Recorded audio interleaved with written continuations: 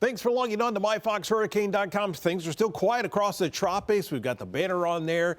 No tropical formation expected over the next 7 days. That's not to say that we're going to end the season with nothing going on. We still have a little ways to go. Remember, hurricane season, that goes until November 30th.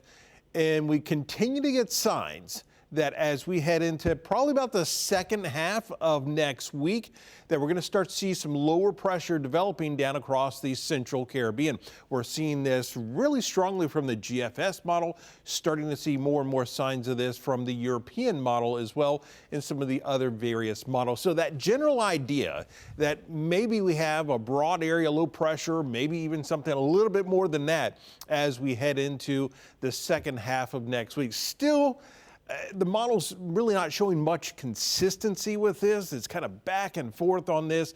So still a lot of questions on what develops or if anything develops at all. But it is something that we have to watch because this is an area that you would expect this time of the year that if something were to develop, it would be down in this region. So we've got this ridge of high pressure to the north and the possibility that we see something developing down to our south. In fact, that tropical cyclone outlook through November 5th showing that highlighted area down across the Caribbean of that higher chance of something trying to get started down across the Caribbean. So as we go through this time of the year, heading through November, just looking at some of the scenarios to what could happen. You get this high pressure across the southeast. You get the dip in the jet stream, and systems tend to push further out into the Atlantic, out over open water. So that's one scenario. Another one is you still have that same basic idea, but the ridge is a little bit further to the west.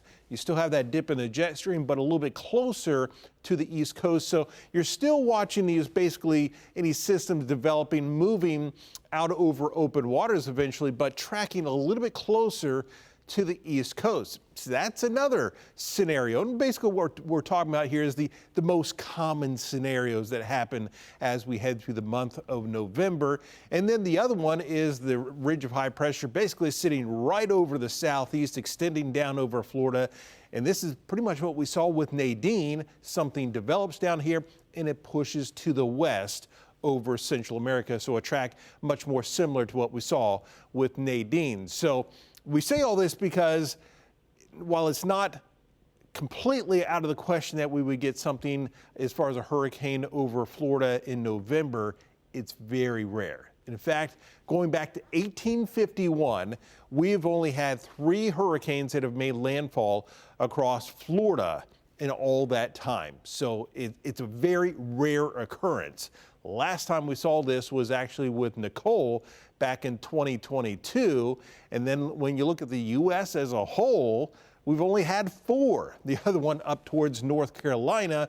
So the one caveat to all this is when we do see hurricanes in November, you do see the vast majority of them do come to Florida, but it's extremely rare. And we will keep you updated on what might develop down across the Caribbean as we go through the weekend and into next week right here on myfoxhurricane.com.